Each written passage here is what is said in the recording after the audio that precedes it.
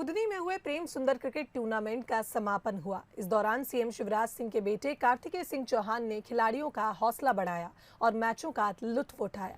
कार्यक्रम में बोलते हुए कार्तिकेय सिंह चौहान ने कहा कि ये आयोजन सिर्फ खेल तक ही सीमित नहीं है, बल्कि हमारा लक्ष्य है कि बुधनी विधानसभा से कम 500 बेरोजगार युवाओं को रोजगार दिया जाए। खेलकूद की अच्छी व्यवस्था हो जाए, दूसरा शिक्षा की अच्छी व्यवस्था हो जाए और तीसरा रोटी कपड़ा मकान के साथ साथ उसको दुकान मिल जाए। युवा को यही चाहिए। इसलिए हमने ये तय किया है कि इस रोजगार मेले के माध्यम से हम युवाओं को बुलाएंगे, उनका इंटरव्यू होगा, एक सिलेक्शन प्रक्रिया होगी, कंपनीज आएंगी वहां पर। और हमने ये तय किया है, हमने अपने लिए टारगेट बनाया है कि अपनी बुधनी विधानसभा से कम हमने टारगेट बनाया है कि 500 युवाओं को हम प्लेसमेंट इस आयोजन के माध्यम से कंपनियों में दिलवाएंगे। नागदा में सीएम शिवराज की घोषणा पर अमल हुआ। शिवराज ने रविदास बस्ती के लोगों से भूमि अधिकार पट्टे का वादा किया था। शिवराज नवंबर 2020 में खुद इस बस्ती का दौरा करने आए थे, जहां उन्होंने वादे के तहत करीब 600 हितग्राहियों को भूमि अधिकार पट्टे दिए। क्षेत्रीय पार्षद विजय पटेल ने कार्यक्रम के दौरान बताया कि सीएम शिवराज से मांग की थी कि कई लोगों को प्रधानमंत्री आवास योजना का लाभ नहीं मिल रहा है, क्योंकि लोगों के पास जमीन नहीं है। जमीन के पट्टे मिलने के बाद अब ये लोग पीएम आवास योजना का लाभ भी उठा सकेंगे। वहीं इस मौके पर केंद्रीय मंत्री थावरचंद गहलोत भी मौजूद रहे। नागदा शहर में पिछले 5 साल से करीब 600 पट्टे पेंडिंग थे वितरण को, और हमारे द्वारा उसको प्रायोरिटी पर लेकर नगर पालिका के साथ कर्मचारियों के साथ मिलकर राजस्व के पटवारियों के द्वारा इनका सर्वे किया गया और जो पुराने 600 पट्टे थे उनका नए सिरे से हम लोगों ने जारी किया। और आज 600 पट्टे और भूधारणाधिकार पत्र विशेषकर वार्ड नंबर 21 में जहाँ माननीय मुख्यमंत्री जी के द्वारा नवंबर माह में घोषणा की गई थी पट्टे देने की, तो वो आज हमारे द्वारा पूर्ण की गई है। आने वाले भी कुछ जैसे आज आपके माध्यम से हमें जानकारी में आए कुछ लोगों को पट्टे नहीं मिले, तो उसको अगले फेज में हम लोग कवर करेंगे। उज्जैन के विश्व प्रसिद्ध महाकाल मंदिर में इसी हफ्ते से श्रद्धालुओं के लिए भस्म आरती की शुरुआत हो सकती है। कलेक्टर ने इसके संकेत भी दिए हैं, मगर इस मसले पर भी सियासत शुरू हो गई है। सियासत की वजह है उज्जैन में 12 और 13 तारीख को होने वाला बीजेपी विधायकों का प्रशिक्षण शिविर। जब से कोरोना की स्थितियां थोड़ी सामान्य हुई हैं, तब से लगातार ये मांग चली आ रही है कि भस्म आरती को चालू किया जाए। इसके साथ साथ शहर से के कई सारे व्यवसाय हैं, चाहे होटल हों या इस प्रकार के जो व्यवसाय हैं, वो भी इस पर काफ़ी निर्भर रहते हैं। तो हमारे द्वारा विचार किया जा रहा है कि अगले सप्ताह से जो है भस्म आरती हम लोग लिमिटेड तरीके से कुछ रेस्ट्रिक्शंस के साथ में शुरू करें, और आज कल में विचार करके सभी पक्षों से एक बार चर्चा करके इस पर 1-2 दिन में निर्णय निश्चित रूप से लिया जाएगा। उज्जैन कलेक्टर आशीष सिंह ने संकेत दिए कि भस्म आरती में श्रद्धालुओं को प्रवेश मिलेगा। दरअसल कोरोना संक्रमण के बाद से ही महाकाल मंदिर में होने वाली भस्म आरती में श्रद्धालुओं का प्रवेश बंद था, लेकिन अब इस पर विचार किया जा रहा है। मगर कांग्रेस को इसकी टाइमिंग में खोट नजर आ रहा है, इसीलिए रविवार को यूथ कांग्रेस के कार्यकर्ताओं ने प्रदर्शन किया। कार्यकर्ताओं का कहना था कि 12 और 13 फरवरी को उज्जैन में बीजेपी विधायकों का प्रशिक्षण शिविर है। विधायकों को भस्म आरती में शामिल होने का मौका मिले, इसीलिए प्रशासन ये कदम उठा रहा है। भारतीय जनता पार्टी के मुखिया शिवराज सिंह चौहान और उसकी कैबिनेट यहाँ 12-13 फरवरी को यहाँ पे कैबिनेट मीटिंग करने जा रही है। उसके लिए उसके पर्वत से महाकाल की भस्म आरती चालू की जा रही है। हम मांग करते हैं कि बाबा महाकाल के भक्त पिछले 10 महीने से परेशान हो रहे हैं और प्रशासक से निवेदन कर करके परेशान, पूरा उज्जैन शहर के दर्शनार्थी परेशान हो रहे हैं, इसलिए चालू नहीं कर रहे थे। अभी उनके वीआईपीओ के लिए अभी जल्द से जल्दी भस्म आरती चालू की जा रही है। हम प्रशासन सरकार से मांग करते हैं कि भस्म आरती 14 तारीख के बाद ही चालू की जाए। हालांकि 2 दिन पहले ही कांग्रेस के कार्यकर्ताओं ने मंदिर में भस्म आरती शुरू हो इसे लेकर प्रदर्शन किया था, बाकायदा ढोल मंजीरों के साथ। इस तरह से कांग्रेस में ही इस मसले को लेकर 2 राय नजर आ रही है। वहीं बीजेपी का कहना है कि कांग्रेस को कुछ और काम नहीं है। कांग्रेस को जो करना चाहिए वो तो करती नहीं है, और जो नहीं करना चाहिए वो कर देती है। इसलिए कांग्रेस का काम वो एक सशक्त अपोजिशन की भूमिका निभाती रहे, और उसका काम विरोध करना है, इसलिए उसको करना भी चाहिए।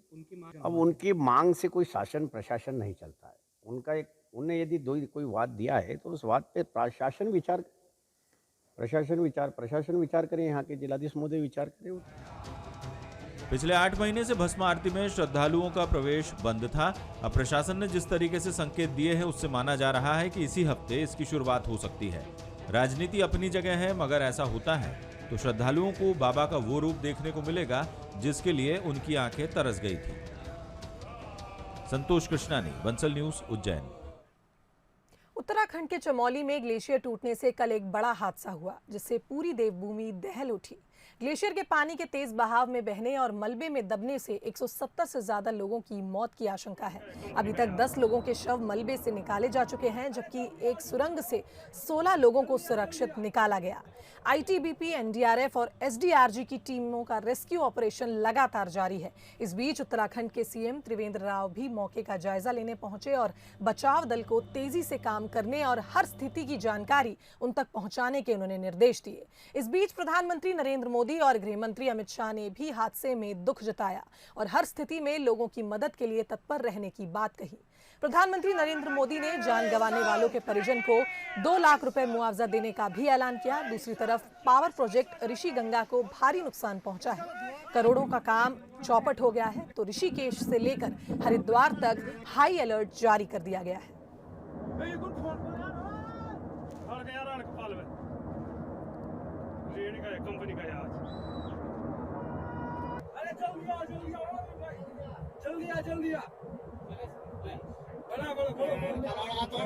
भाई साहब,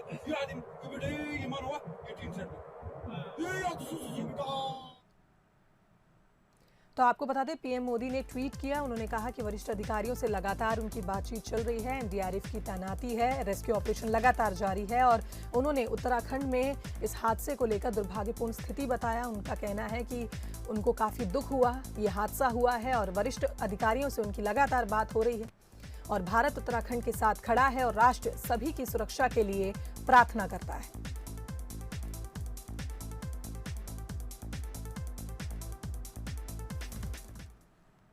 राहतगढ़ में मंत्री गोविंद सिंह राजपूत का एक अलग ही अंदाज देखने को मिला। उन्होंने सुर्खी विधानसभा के कनेरा गौड़ गांव में लोगों की फरमाइश पर बुंदेली गीत गाया। साथ ही क्षेत्र को सौगात देते हुए करोड़ों रुपए के विकास कार्यों का लोकार्पण और भूमि पूजन किया।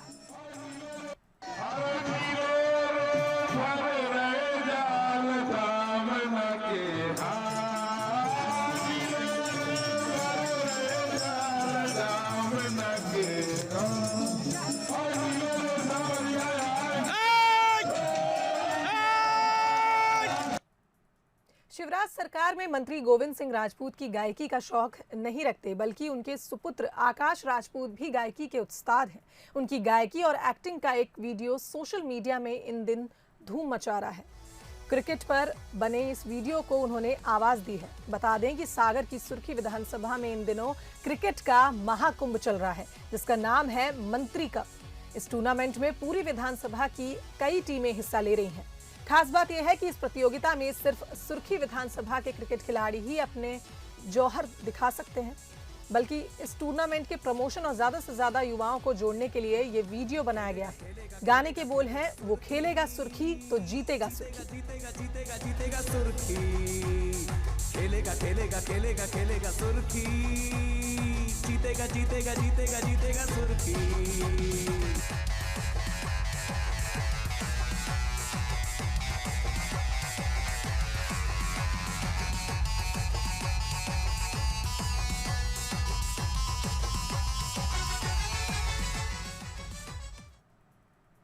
आज के समय में बड़े बड़े शॉपिंग मॉल्स और ऑनलाइन खरीदारी स्टेटस सिंबल बन गया है। ऐसे में अगर कोई विधायक गांव के हाट बाजार से खरीदारी करने पहुंच जाए और सामान को लेकर मोल भाव करने लगे तो किसी का भी चौंकना लाजमी है। दमोह के मगरौन में भी कुछ ऐसा ही हुआ। अपने किसी परिचित से मिलाने आई विधायक रामबाई लौटते समय गांव के एक हाट बाजार पहुंची। उन्होंने न केवल जमकर खरीदारी की, बल्कि दुकानदार से मोल भाव करने का मौका भी नहीं छोड़ा। रामबाई की माने तो गांव के दुकानदार देसी और अच्छी चीजें रखते हैं। विधायक रामबाई के ये वीडियो सोशल मीडिया पर जमकर वायरल हो गया। इतनी बहुत आगे रखी हमारे जहाँ पे दुकानें हैं।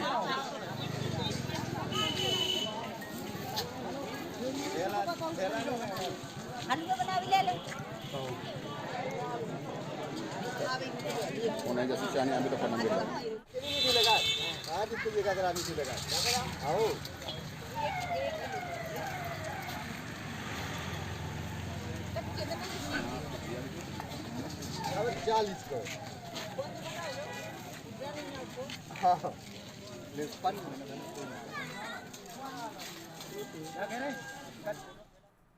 इधर धान में वन विभाग की टीम ने एक तेंदुए का सफल रेस्क्यू किया। कुएं में गिरे तेंदुए को कड़ी मशक्कत के बाद बाहर निकाला गया। दरअसल तेंदुआ शिकार की तलाश में जंगल का रास्ता भटककर रिहायशी बस्ती की ओर चला आया था। इसी दौरान एक कुएं में जा गिरा। स्थानीय लोगों ने वन विभाग को इसकी खबर दी, जिसके बाद मौके पर पहुंची रेस्क्यू टीम ने इस ऑपरेशन को अंजाम दिया। तेंदुए की उम्र 2 साल बताई जा रही है। वहीं फिलहाल वन विभाग ने उसे मांडू के घने जंगल में छोड़ दिया। तो धार से तस्वीरें आपको दिखा रहे हैं, जहां वन विभाग की टीम ने तेंदुए का रेस्क्यू कर लिया है।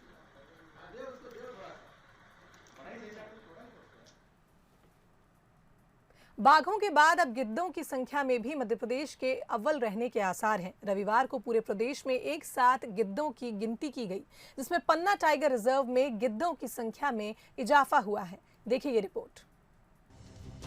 वनकर्मी को तलाश है गिद्ध की। वो गिद्ध जिसे प्राकृतिक सफाई कर्मी कहा जाता है, उसकी संख्या पिछले कुछ सालों में बेहद घट गई थी। लिहाजा 2018 से गिद्धों की गणना शुरू हुई। 2018 में मध्य प्रदेश में 7028 गिद्ध पाए गए थे और 2019 में आंकड़ा बढ़ा, संख्या 8398 हो गई। उसके बाद से हर साल गिद्धों की गणना 2 चरणों में की जाती है। रविवार को भी मध्य प्रदेश के 16 सर्किल और 35 संरक्षित क्षेत्रों में ये गणना की गई। पन्ना टाइगर रिजर्व में भी गिद्धों की गिनती का काम हुआ और यहाँ गिद्धों की संख्या में इजाफा देखा गया। गिद्धों की संख्या हम लोगों के पन्ना टाइगर रिजर्व में 666 वयस्क गिद्ध और 56 अवयस्क गिद्ध हमको मिले हैं। हमारे यहाँ पर 9 वॉलंटियर इस गिद्ध की गणना के कार्य में जुड़े हुए थे और गिद्ध की जहाँ पर भी उनके महत्वपूर्ण स्थल हैं, हमने वॉलंटियर को उन जगहों पर गणना करने के लिए भेजा हुआ था। और टाइगर रिजर्व में गिद्धों की संख्या, जैसे मैंने कहा कि पिछले वर्ष की तुलना में वृद्धि हुई है, बड़े हर्ष का विषय है। हमको कई अवयस्क गिद्ध और जुवेनाइल जिसे हम कहते हैं, बच्चे गिद्धों के जो हैं हमें मिले हैं। बड़े हर्ष की बात है कि इस प्रकार की चीज़ें देखने में आ रही हैं। गिद्धों की संख्या हमें लगता है कि भविष्य में भी पन्ना टाइगर रिजर्व में बढ़ती रहेगी। सागर रेंज में भी गिद्धों की गिनती की गई और 45 जगहों पर 655 गिद्ध मिले। इनमें सबसे ज्यादा गिद्ध नौरादेही में 26 जगहों पर पाए गए। सागर में गिद्धों के पास से 6 प्रजातियां मिली। इनमें भारतीय देशी गिद्ध, इजिशयीन, यूरोशियाई और सफेद पीठ वाले गिद्ध की प्रजातियां देखने को मिली। अब तक हुए सर्वे और स्टडी के मुताबिक मध्य प्रदेश में 7 प्रजातियों के गिद्ध पाए जाते हैं। इनमें से 4 प्रजाति स्थानीय और 3 प्रजाति प्रवासी है। गिद्धों की गिनती का काम तब शुरू होता है जब वो घोंसले बनाकर अंडे दे चुके होते हैं। ऐसे में गिनती करने में सुविधा होती है। जो गिनती करते हैं वो सूरज उगने के तुरंत बाद गिद्धों के घोंसले के पास पहुंच जाते हैं और फिर गणना करते हैं। उड़ने वाले गिद्धों की गिनती नहीं की जाती। गिद्धों की गिनती हो चुकी है और उसके डेटा को इकट्ठा करने का काम भोपाल के वन विहार में किया जाएगा। उम्मीद की जा रही है कि मध्य प्रदेश गिद्धों की गिनती के मामले में भी अव्वल रहेगा। पन्ना से नितेंद्र गुरुदेव के साथ bureau report, Bansal news, Bhopal. आपने बारातें तो कई देखी होंगी जिसमें दूल्हा घोड़ी पर चढ़कर अपनी दुल्हनिया को लेने जाता है, लेकिन हम आपको एक ऐसी बारात दिखाते हैं जिसमें दूल्हा घोड़ी नहीं चढ़ा बल्कि दुल्हन घोड़ी पर सवार होकर दूल्हे के घर बारात लेकर पहुंची। यह अनोखी बारात सतना में निकली है, जहां बलेचा परिवार की इकलौती बेटी दीपा अपने बारात लेकर पहुंची। दरअसल परिवार में बेटा और बेटी को लेकर फर्क नहीं किया जाता है। परिवार का सपना था कि वो अपनी बेटी की शादी भी बेटे की तरह करे और समाज में एक संदेश दिया कि बेटा और बेटी में कोई फर्क नहीं होता।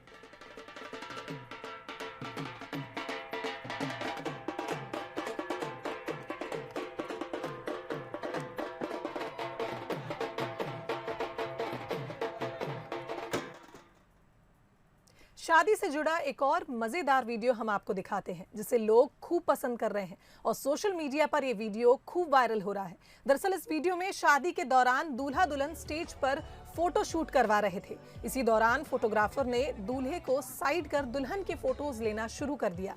लाइट्स के एंगल के अनुसार जब फोटोग्राफर दुल्हन के चेहरे को पकड़कर पोज बताने लगा तभी दूल्हे को फोटोग्राफर पर गुस्सा आया और दूल्हे ने गुस्से में फोटोग्राफर को एक जोरदार थप्पड़ जड़ दिया।